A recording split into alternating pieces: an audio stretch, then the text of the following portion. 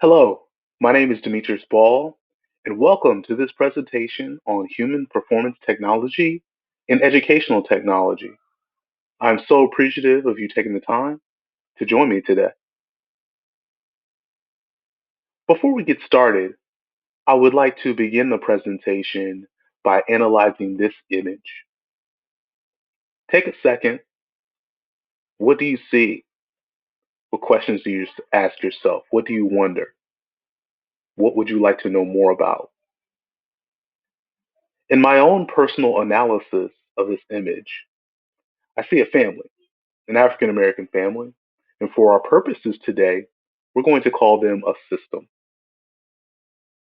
There are four people outside of a vehicle, and it looks like they're somewhere that's a wooded area. And inside the vehicle, there may be one or two other people. I'm going to say that they are in the South. One, because they've got short sleeves on, somewhat formal, you might say, as their dress. But if you take a look at the license plate in the center of the picture and right where the back of the vehicle, you'll see Florida. So this family is in the South. And by the car, the model of the vehicle, the style of clothing that they were wearing, I'm going to assume this is the 1930s. It could be a little bit earlier. It also could be a little bit later. And also by what you see on the vehicle, it looks like there is clothing and bags, maybe suitcases tied to the back where the spare tire is and on top. So I'm going to assume that they're taking a trip. Now, I put this family in the South, 1930s, taking a trip,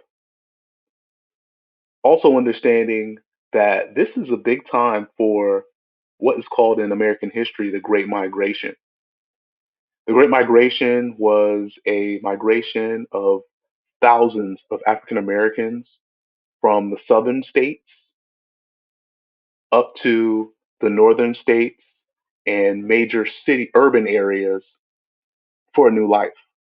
Cities like Milwaukee, Wisconsin, Chicago, Illinois, Cleveland, Ohio, Detroit, Michigan. Also, you saw a movement to the west, to Texas, and the far west coast of California, all with the idea of making a better life. So we're going to say that this family, this African American family, is moving from the south to the north or to the west to improve their system. And that transitions us into our discussion today around human performance technology. So every organization has a responsibility to their employees, their community, and to their stakeholders to improve. If you're the member of a community, that could be the city that you're in, that could be physically the street that your organization is located on. Your employees are the folks that actually do the work. They're the ones that show up every day, whether that's in person, whether it is remotely. They're the ones that are doing the work for your organization. And the stakeholders, if your company is public or your organization is public, those are the people that are that are invested in the work that is going on. It takes intentionality by the leadership to actually improve an organization. They must establish protocols for that improvement to begin to take place. The bottom line is the organization needs to get better. The integration of human performance technology is one way that an organization can go about that improvement. Currently, the field of education is seeing a shift in the need for integrating technology, specifically technology becoming the standard for delivering education in most institutions. This research project and this presentation will discuss how human performance technology can assist in the transition from traditional education of delivery to utilizing a learning management system as the primary way to deliver instruction.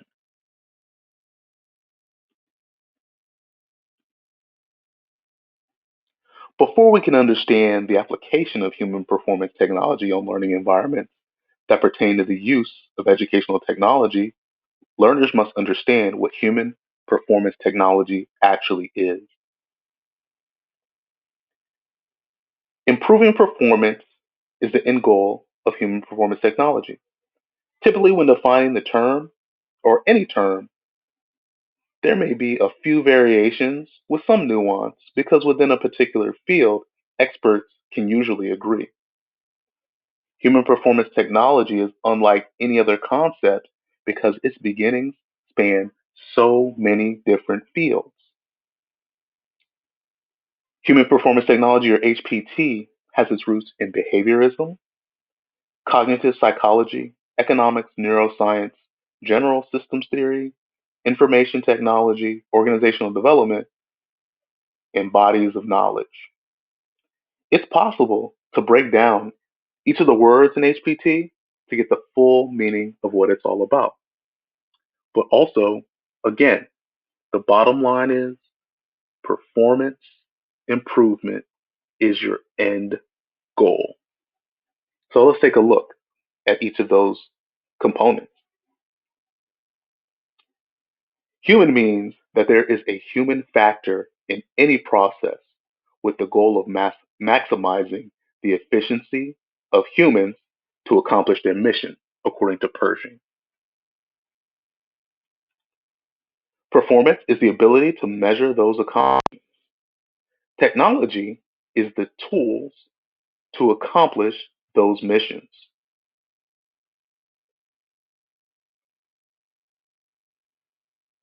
One definition that can be used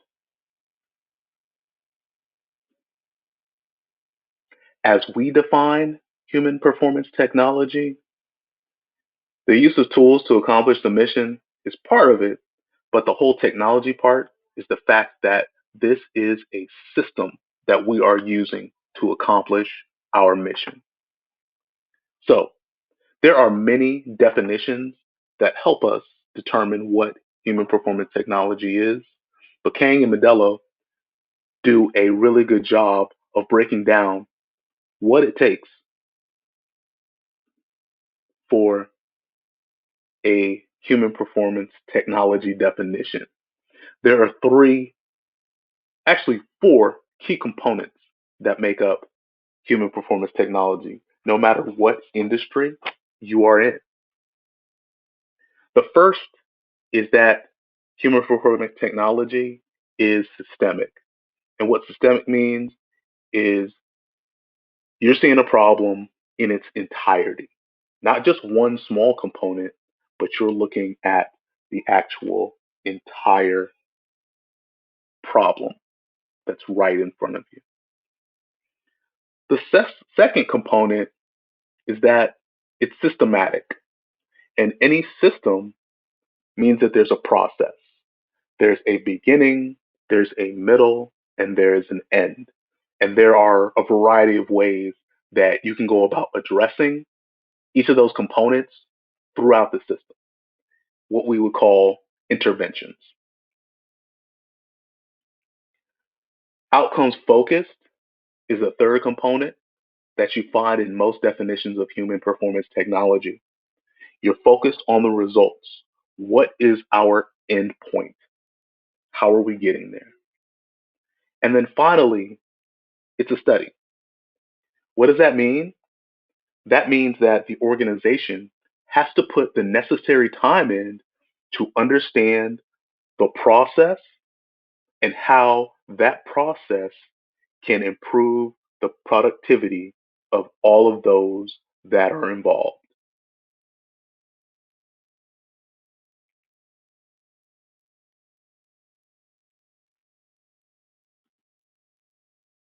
Dick and Wager call human performance technology a fundamental commitment to the identification of organizational performance problems and the development of the most appropriate solutions. This definition says that an organization will assess their performance, how they're doing overall. They'll determine the gaps between their current results and their intended future outcomes and determine what they need in order to get to those desired outcomes. To clarify further the meaning of human performance technology, the International Society for Performance Improvement, or ISPI, established a set of 10 standards. These standards are the lens through which practitioner knowledge and competency can be assessed, according to Hord and Stefan. So let's take a look at each of these 10 ISPI core HPT standards. The first, the main focus on results or outcomes, and we touched on that a little bit early in the presentation. Your organization has to be focused on where they're heading, what those outcomes are. Number two, take a systemic view. Again, you're looking at system wide from beginning to end. What are the outcomes? Your organization needs to be focused on adding value. Not only are you looking at where you're going at the end, but you want to create value. So, whatever it is that your organization is doing, you want to improve upon those outcomes. You want to add value, however, you're looking at and addressing your system. Number four is establishing partnerships with clients and stakeholders. When you look at any type of system, any type of part of your organization, you can't look at it in isolation as the folks that are directly involved are the only ones that can contribute to adding value to the organization. You must work with individuals and organizations outside of your organization to make it better. The input that you received in those partnerships from the clients that you work with and for all outside stakeholders like your community are going to add value to your organization and help you perform at a higher level. Number five is determine need or opportunity.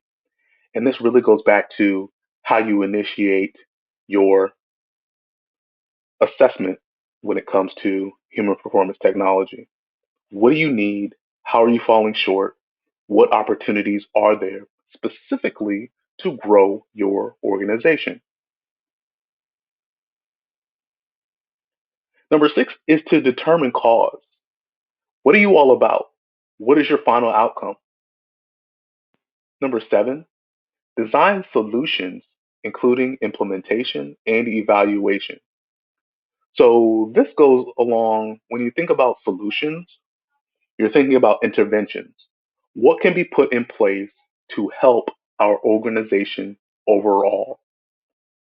When you determine what those solutions are, you implement them, you actually put them into practice, and then you evaluate as you implement.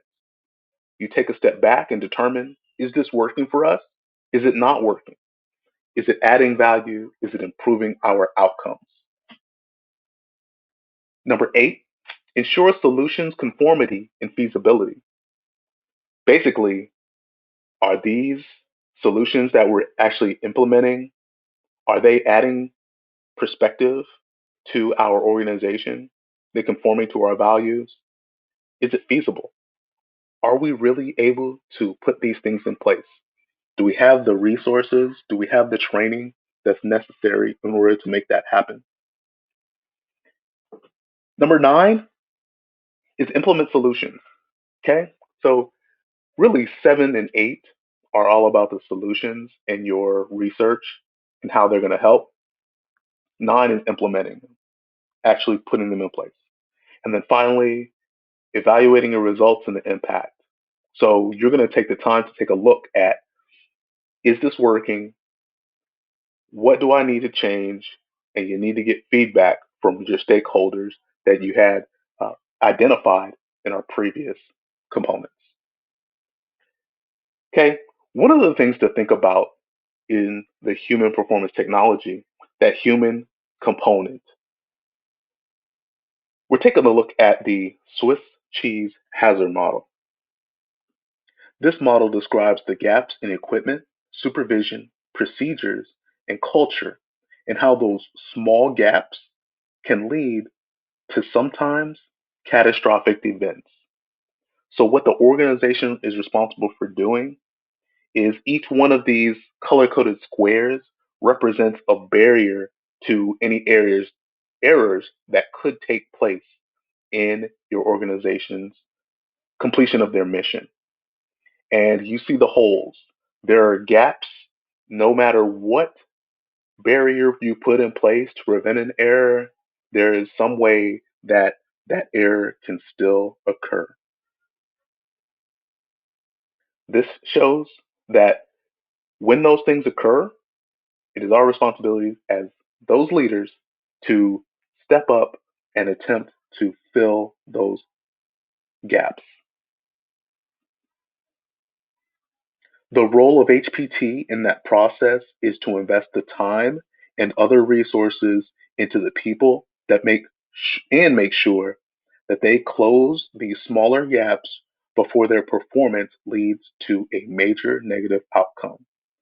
When it comes to the field of education, HPT can have a major impact. Each learning environment is different, and in our system of education, public education specifically, there typically exists a one size fits all solution to educating students. We put standards that are streamlined in place, such as Common Core standards, with the goal of producing what is deemed a worthwhile outcome, students that are college and career ready.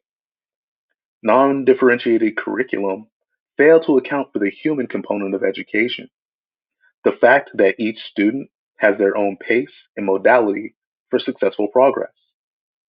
Educators use instructional design models like ADDIE to improve classrooms and overall systems to fit the needs of the students that they serve. The ADDIE model of instructional design is a systematic tool that helps instructional designers create effective training for learners. One of the benefits of the ADDIE model is that it does not require the use of a step by step process, although the user has the ability to do that. The HPT model and the ADDIE model can be used simultaneously to improve overall processes as well as educational training processes. According to Dirksen, 2016, as the HPT and instructional design models have shown, identifying the performance gaps is the important is important and based on the analysis of the individuals whose performance must be improved, and it will determine the types of interventions that are selected and implemented as well. Next, we're going to take a look at how we break down barriers to technology integration. The use of human performance technology is critical in the effective use of educational technology. Though technology tools are widespread in today's classrooms, there is growing evidence that teachers have not changed their teaching strategies to match the tools. The substitution, augmentation, modification, redefinition, or SAMR model has become very popular as a strategy for educators to transition from a traditional classroom to one that not only has technology as part of what they do in the classroom, but also can harness the maximum potential of the technology.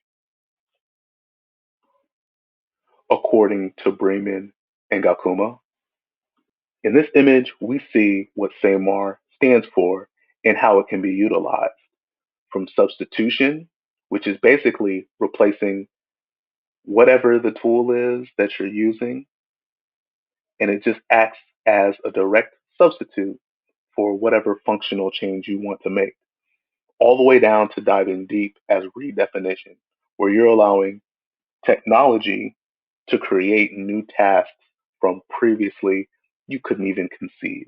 Another major barrier to the integration of technology into education is a traditional mindset.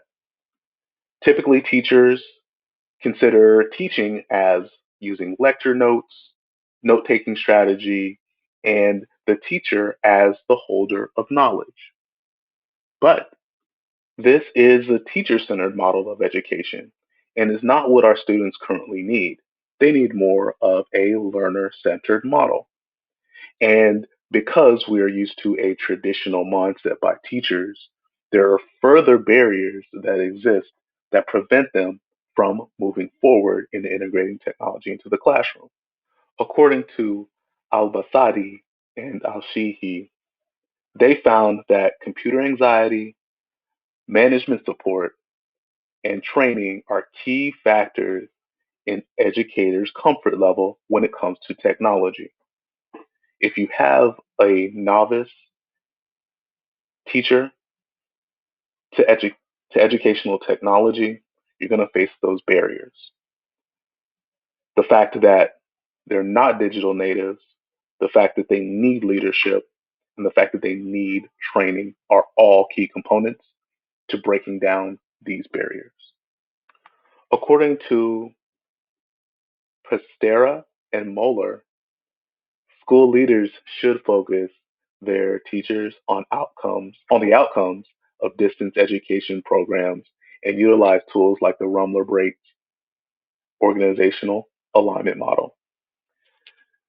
This model has 9 different boxes that focus on levels of performance and performance dimensions.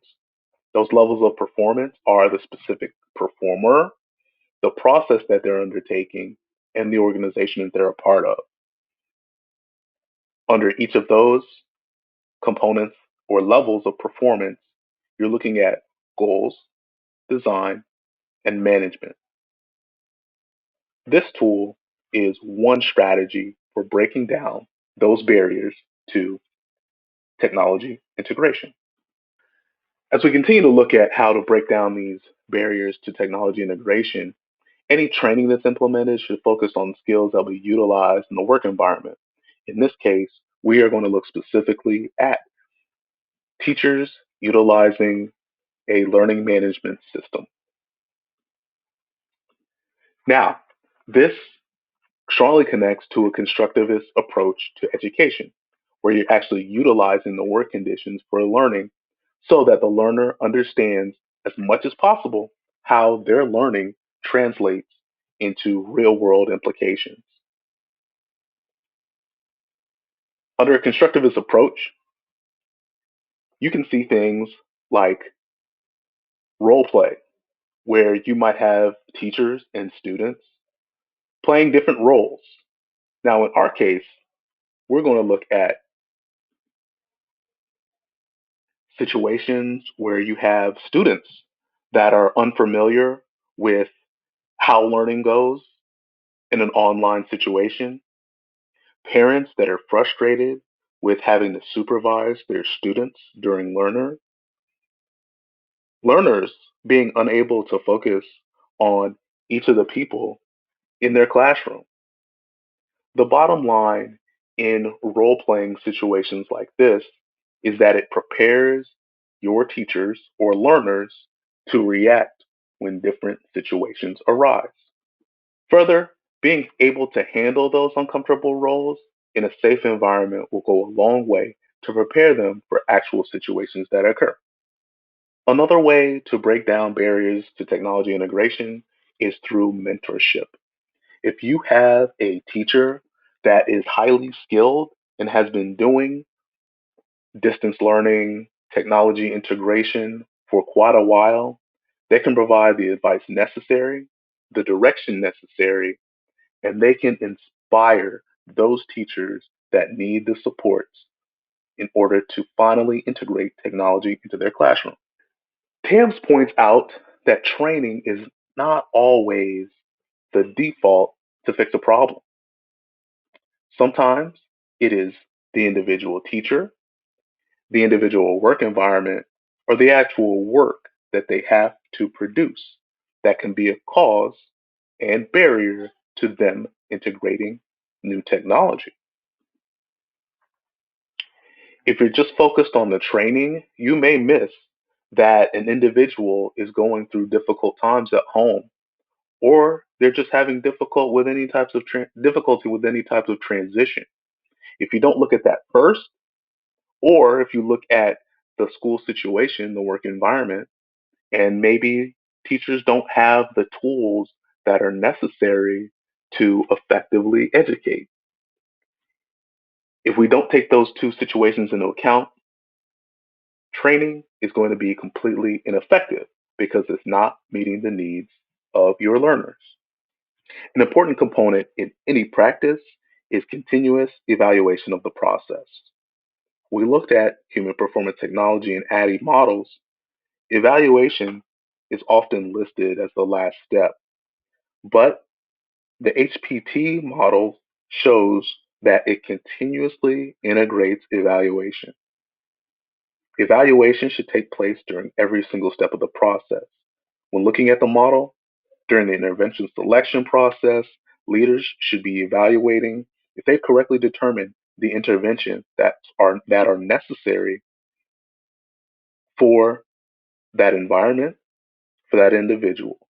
If a leader selects the wrong intervention and they evaluate it early enough, they can make the correction, which causes minimal impact to further reduce the effectiveness of their employees. Now, let's take a look at utilizing HPT for learning management system integration. According to Song and Kidd, they state that in traditional learning environments, instructional goals and learning objectives are developed for traditional learners, yet online learners are not traditional learners and do not follow traditional paths. Very important in order to activate online learning, you must have collaboration and creation. The simple fact is that no teacher can do this on their own. If they're going to integrate a new technology such as a learning management system, they must come together and they must create together. In our brief example of human performance technology and LMS integration, we're going to take a look at how teachers are going to implement the learning management system Google Classroom. What steps do they need to go through the human performance technology model? First, let's take a look at the model. It outlines four general components to make change in any management system. This model by Van Tiem, Mosley, and Dessinger shows us graphically how you can address improving any type of system. It starts out with performance analysis of needs or opportunities, selecting interventions, and then design and development, actually implementing those interventions and maintaining them, and then finally evaluation. In the first phase, the performance analysis of need and opportunity, as an educator, you have to look at your organization and look at the goals, vision, and mission, such as fostering responsibility, tolerance, cooperation, honesty, and school pride, along with ensuring a nurturing, safe, and friendly environment for all members of your community. Now, what about the environment? Currently, we're looking at a global pandemic.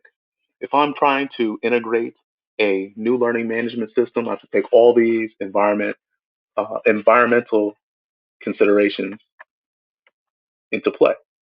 Teaching from home, high stress level, planning and executing online lessons, student engagement is really important, and managing the anxiety, not only of the teachers, but students as well. Family is another main dynamic that goes along with it.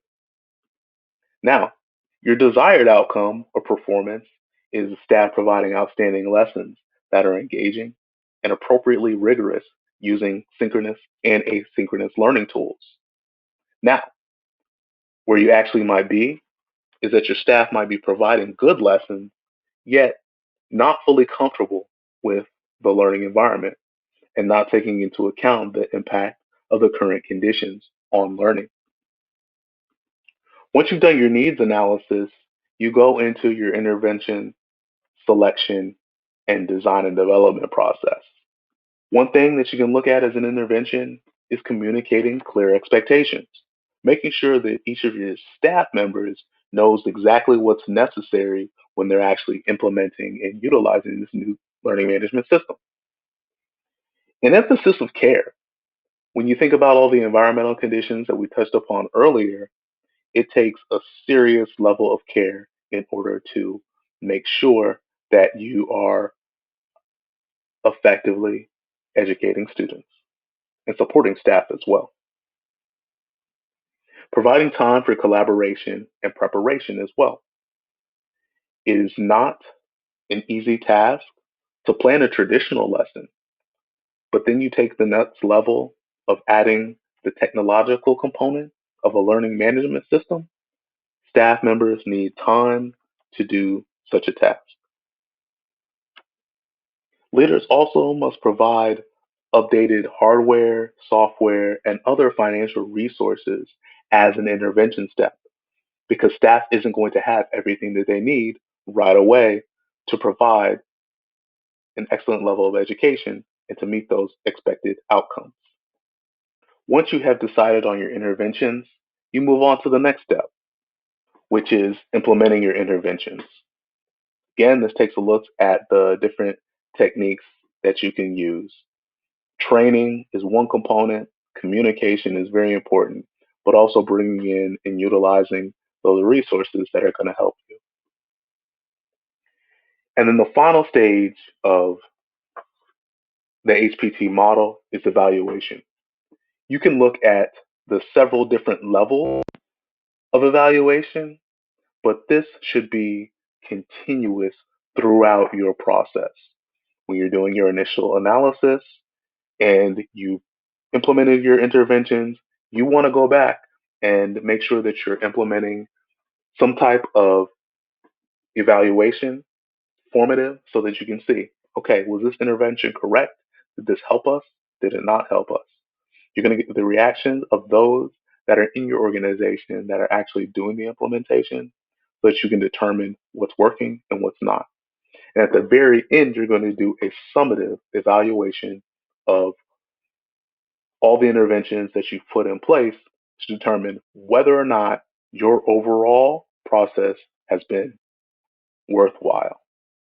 The purpose of this research project was to review the application of human performance technology on learning environments that pertain to the use of educational technology. This project specifically was focused on the field of online learning. We first defined human performance technology as an organizational process and what the focus of the outcomes were. In the field of education technology, integration can be a challenging process, but using the interventions in the HPT model can help break down the barriers to successful integration. Some of those barriers include anxiety over the use of technology, the perception of the lack of management support in the transition to new technology, and the belief that there's not been enough training. The key factors, maybe just a few that impede an educator's ability to integrate technology, all of which can be overcome with HPT interventions. HPT plays a critical role in the successful integration of technology into online learning, as HPT allows for a continuous iteration of performance improvement process. When properly utilized, HPT can improve an organization's technology integration from the initial analysis of the system in place to the selection of the necessary interventions and subsequent implementations and evaluations. In the specific case of online education, HPT can help a struggling school system utilize their LMS in a way that produces greater outcomes for both students and staff. Thank you very much for joining me in this presentation.